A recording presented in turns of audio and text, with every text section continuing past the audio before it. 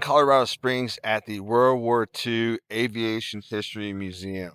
This museum is located right outside of the airport and Peterson Air Force Base, even though they want to call it a Space Force Base now. It will always be Air Force Base to me because that's what it was when I was here.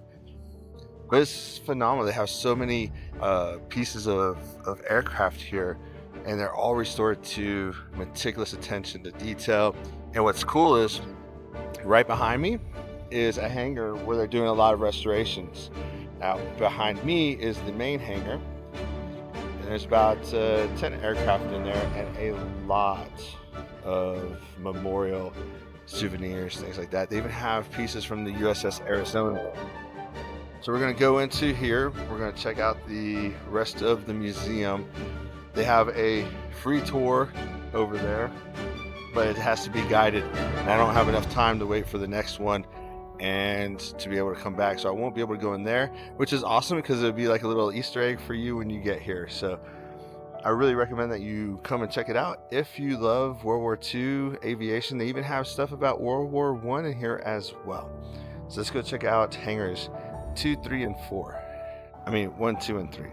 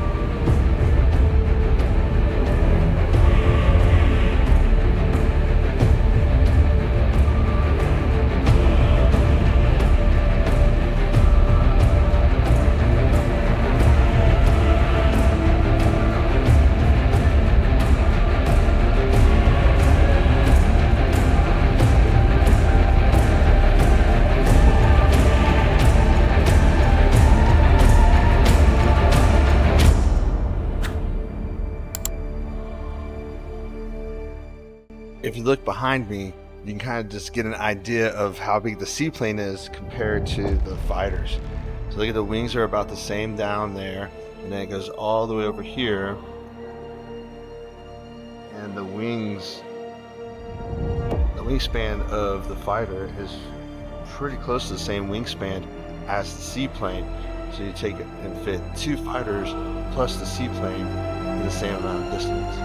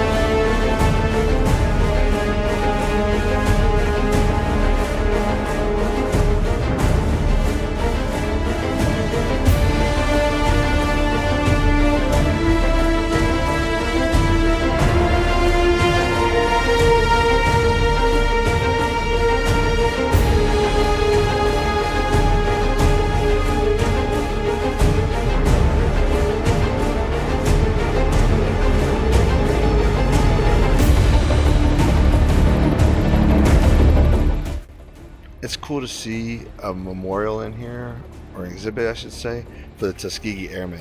Now, I've had the honor and privilege to actually have a discussion with one of the members of the Tuskegee Airmen because I happened to go to my grandfather's house one day, and the Tuskegee Airman and his wife, who was a professor at Harvard, were visiting with him. So I got a chance to talk to him a little bit, but I was about 13 at the time, so I didn't truly understand how awesome and magnificent that opportunity was.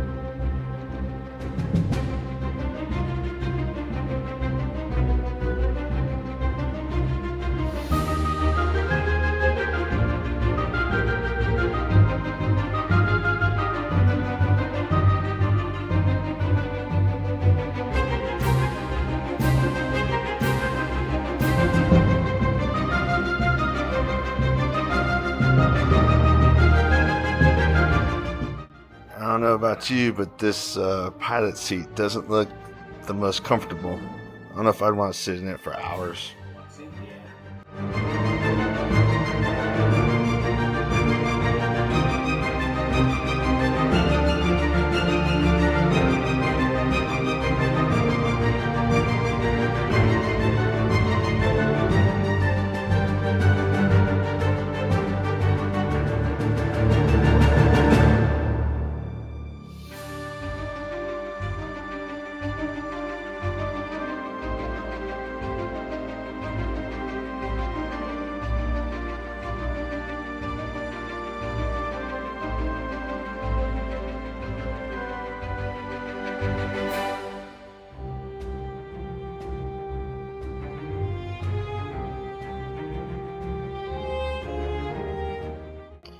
It's really interesting how here we are in World War II and they're using the 50 cal, and here we are in 2024 and the 50 cal is still in use today. I can imagine being in a ball turret and having 2 of them going off. That would have been the loudest thing in the world. These things are super loud.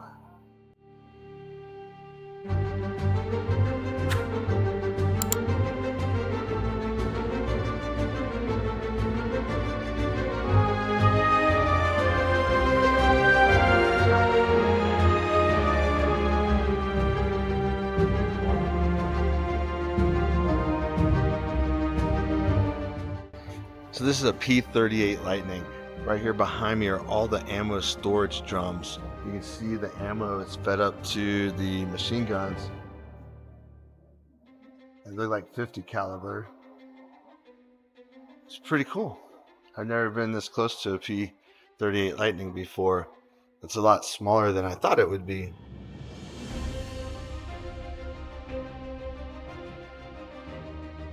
Not very high either. But this is one of the key military aircraft during World War II in the Pacific.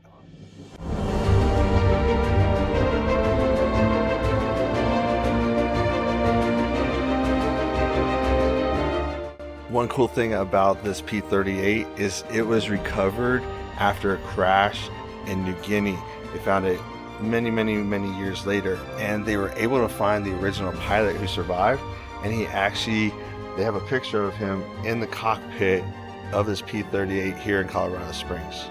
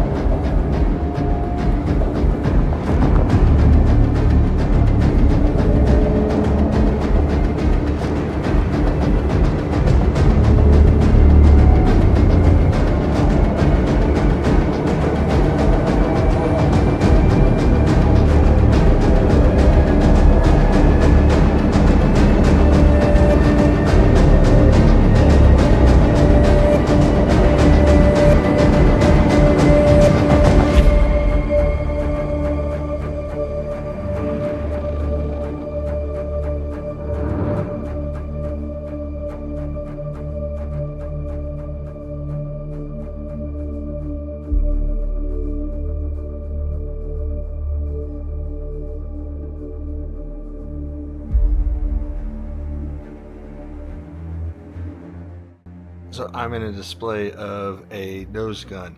These two big cans here are all where the ammo would be, and then you can see the rail system right here. There's two silver tracks. That's where the ammo would come out into the front two guns. So let's go check them out.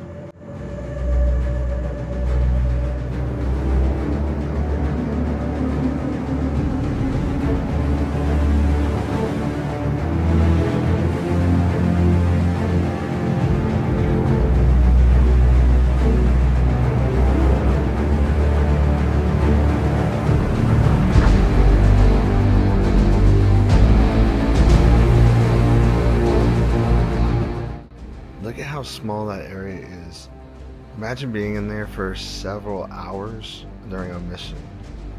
They've had cramps, and it's just the most uncomfortable position. So anybody that was ever in a ball turret, whether it's in the front or the bottom,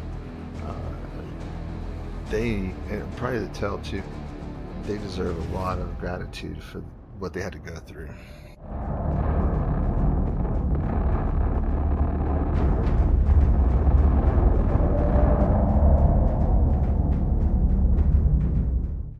In Hangar 3, they actually have simulators there so you can fly different planes, including a old-fashioned World War I biplane. It's like $15 for 15 minutes or something like that, so it's not bad at all.